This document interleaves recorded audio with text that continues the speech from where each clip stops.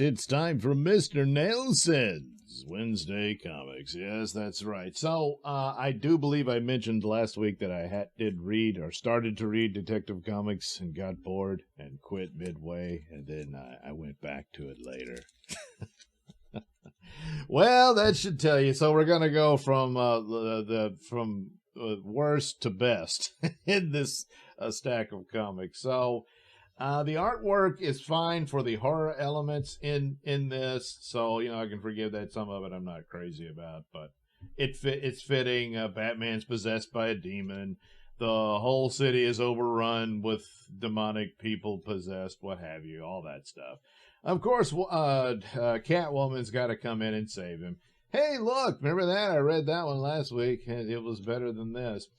So Catwoman's got to save the day, of course. Azrael shows up, and this is an anthology series, so he gets his own little story too, which is, it's not bad. It's probably the bright spot of this.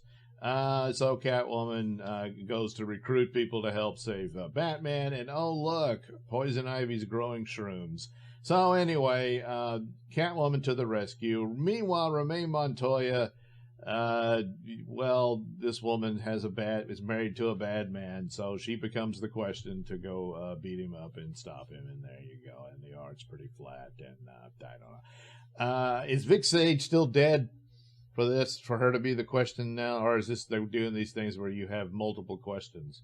Which multiple choice answers, maybe. But anyway, who cares?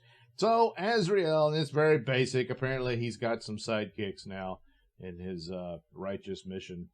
But this is a setup for his own title, it appears. The Sword of the Batman again. So, or that was just the title of this story. But anyway, oh, surprise, surprise, there's his old bat suit with Batman possessed. Does he step in for Batman again? Or just be Azrael, I don't know. But I mean, the setting with demonic possession all over the place. Hey, he's the perfect guy to come deal with it, huh? But of course, we know Catwoman will probably save her bad boy. So anyway, there you go, Detective Comics. I'd heard that it might be onto something. I'm not seeing it. It's not as bad as other attempts, but it's certainly bland. So, there you go. Meanwhile, the title that I keep reading because I feel sorry for it is Wildcats, which the Cole Cash character has to carry the title, and which he does. And it has a template that works for it. But oh boy, there's problems. Probably the one thing that really bothers me a lot is what they did with Caitlin Fairchild. I don't like that, her being a little girl turning into a supermodel.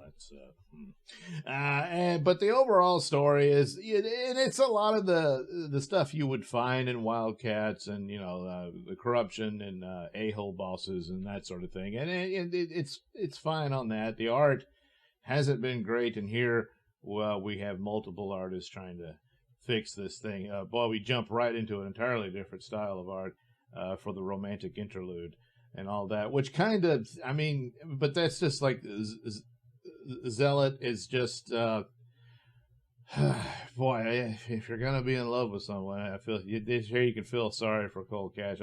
She's hot and everything, but man, just treats him like crap, and then I guess, she's in the mood now, so now and then she can go back to, treating him like crap later, I guess. Anyway, and here we come to the problem for Wildstorm overall.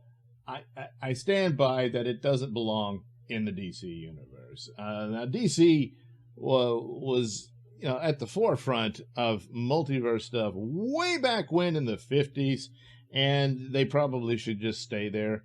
And you have these other titles that are in their own universes, and Wildstorm belongs in its own universe. It doesn't really fit in with these others because this is all leading up to a big showdown that'll be the climactic finale, which I suspect will be the final issue. I don't know, I hadn't heard.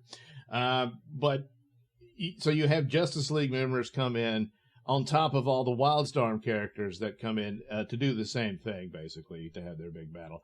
And I you know, it's enough. It's just the Justice League is tacked in here because, oh, look, they're in the same world. And Wildstorm has its own versions of, Amanda Waller and characters like that. No, it's like, I just don't think it functions. I think it should be separated. Not that that's going to happen. It seems like it won't, because they're going to incorporate this into their new cinematic endeavor with James Gunn and all. With Engineer being in the Superman movie, so on and so forth. So I think it's a bad idea. I don't think those characters work tacked on to DC, but, I mean, maybe the movies will do a better job of it, but so far I just don't think it works out well. A crossover like they used to, okay, fine for an annual or a special or something. But all put together like that, they function so much better on their own. Oh no, the big reveal. How can a godlike being be alive again after the godlike being died? Because it's a godlike being, so you shouldn't be all that surprised. So anyway, well, hard to say, but it's better than current Batman. So there's Wildcats for you. Over at Marvel, one of their best titles, The Incredible Hulk, is doing really good lately as well. But Moon Knight has just been your basic superhero title. And so it functions, and that's pretty good when you're talking about Marvel, which for the most part doesn't function at all and doesn't seem to care. So, this is another one leading up to the ultimate battle with Black Spectre. And so here's Moon Knight and his cast of characters heading on to deal with that. And of course, they've already announced he's not going to make it. Who will be the new Moon Knight? Will it be his brother here? It seems like an obvious choice. Or do they mean that one of his identities will cease to exist and there'll be no more Mark Spector? And so it'll be, I don't know, Jake or Steven will have to take over Moon Knight or some such like that. And I don't know, others suggested a woman would take the place. You've seen the art. It doesn't look very womanly unless it's some fake out suit or something. So anyway, you've got the, here he is with his kitty cat. And, boy, this is the foreshadowing that this might be the last time they see each other until they resurrect him, so don't worry too much about it. But anyway, there you go. So they're heading to their, final battle with, the bad guy. So there you go. So, all right, we'll see what happens next issue, even though we already know. I imagine Moon Knight will be victorious, but it'll cost him dearly. Yeah. But anyway, as for Marvel goes, Moon Knight's your best bet. And the Incredible Hulk. And that's about it. Meanwhile, the best of the batch out of this, Shazam! Yeah, that's right. And with one simple factor, this curious idea of comic books should be fun. And for some dumb reason, Shazam thinks that's true. So basically, that's it. What's great about this? It's fun.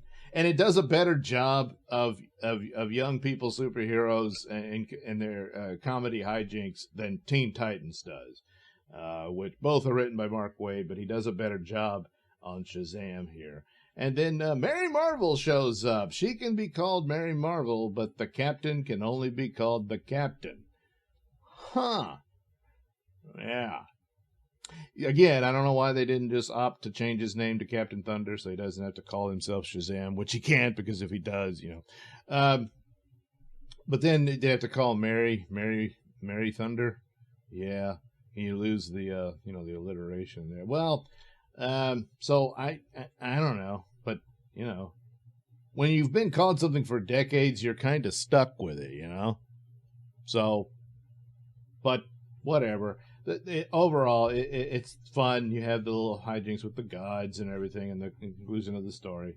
And of course, Dan Mora's art is absolutely excellent.